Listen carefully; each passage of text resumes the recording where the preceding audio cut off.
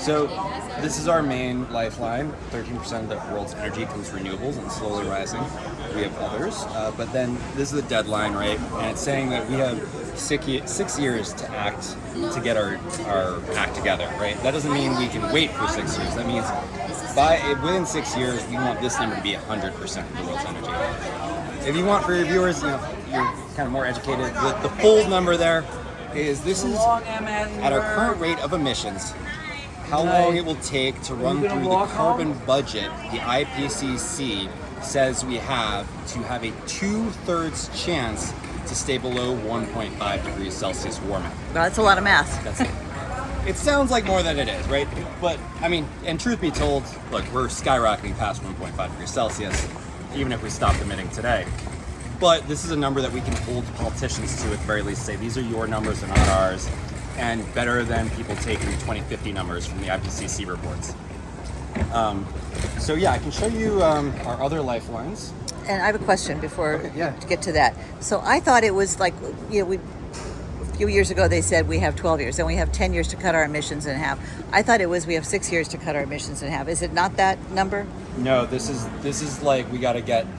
This isn't how long we're going to use up our complete budget to have a 2/3 chance to stay below 1.5 degrees Celsius warming, according to them. 6 years is nothing. I mean, this is 2022, so that was 20. Well, this is a dynamic number, right? So it's not, it's counting, right? Yep. So when I started working on this, right, it was 8 years, right? So. Is this your idea? No, Gangalan and Andrew Boyd are two of the founders that are here tonight.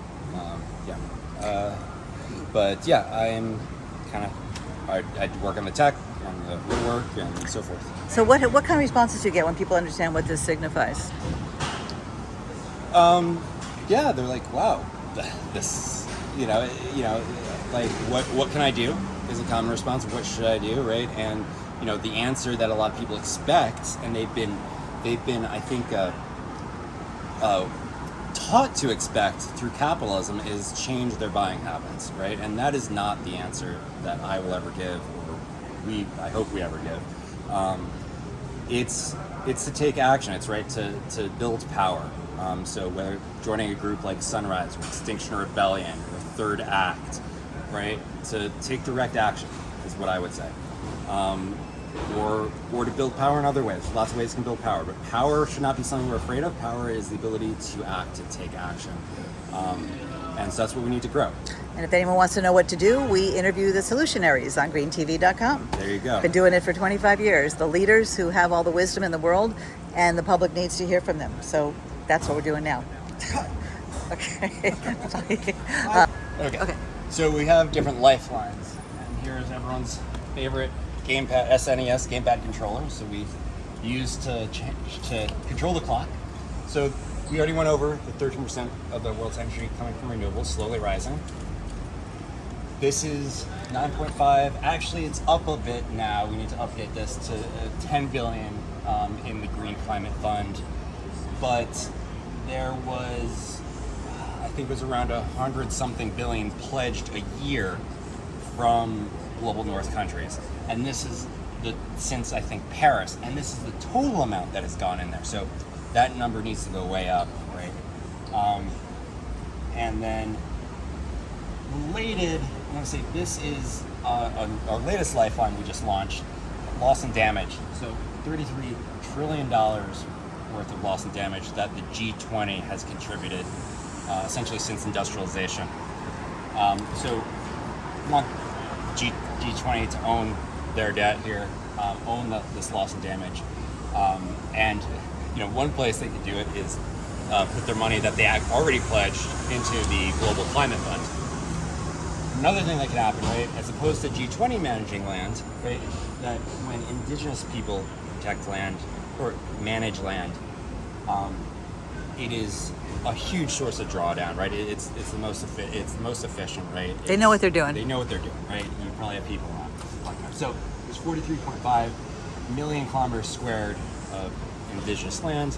Now, of course, and we need to make sure that that land is actually under their control, rather than the U.S., where we just have pipelines that are going through Dakota, whether it's Standing Rock or Minnesota, Line 3 going through native lands, going through treaty lands, going through constitutional lands that are sovereign to our native peoples in the U.S., or what is called the U.S. So how do you get this out there besides driving the car around to green events during Climate Week? Well, we also have our social media, of course, people like you that pick it up. We have our widget online, which different websites can put on their website. We'd like to do that. Yeah. So that's, you'll see if you go to climateclock.world, we get our own dog food, so right on the top is the widget, same code. And you can also use it as a projector. We have monumental clocks, right? So the clock at Union Square. There's 2 clocks in South Korea. There's a clock in Kazakhstan. These are monumental. These are huge ones, just like the one in Union Square. We had a big one in Glasgow for COP26, projected on the Tobruk steeple for 6 months. You'll be in Egypt, Sharm el-Sheikh? We will be in Egypt. I will be there. We may working on a grant to have a car clock there. Hopefully, we can. Also, just to show you the final thing, we also have a news feed of hope. So it's positive news that we can put out there. We don't want to be known as the doomsday clock, right? So here, positive things, just like the Inflation Reduction Act, even with the negative parts. But, yeah. Is anybody doing the countdown for how many years we have till, we have to cut our emissions in half? Or is that just in my head? It's like 7 years or something, and then we. I think this is more updated I think this is more recent, right? Since that I think was the SR 1.5, and I think this has been updated with more. We update this every 6 months with the latest data. Right? Okay. So that's. I think some of the numbers got worse there, I guess. No surprise. Well, we are going in the wrong direction as far as emissions, but people are waking up to smell the carbon. Well, we are, according to our data here, we are slowly increasing the percentage of renewable energy, but we're also might be increasing the total amount of energy. So. That's kind of the catch. Yeah. Okay. Well, anything else we should know, and our viewers might not know. Climateclock.world is the website, not .com. .world.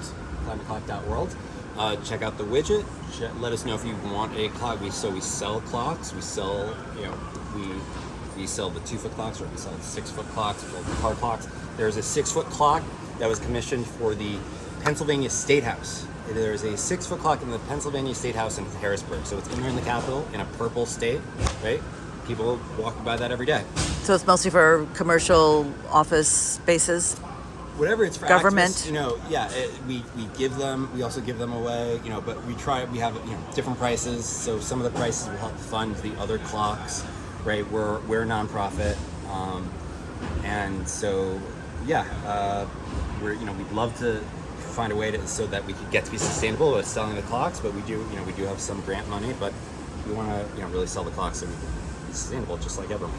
It's probably it is the most important clock anyone can pay attention to at this point. We'd like to say it's the most important number of the world, so let's put it everywhere. So if you can help us put it somewhere, whether you're an activist, whether you're a politician, whether you are in business, especially if you're in media, right?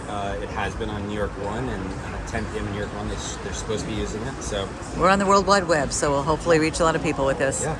Thank you very much. Thank you. For doing this and for being patient while I talk to my friend. Okay, thanks.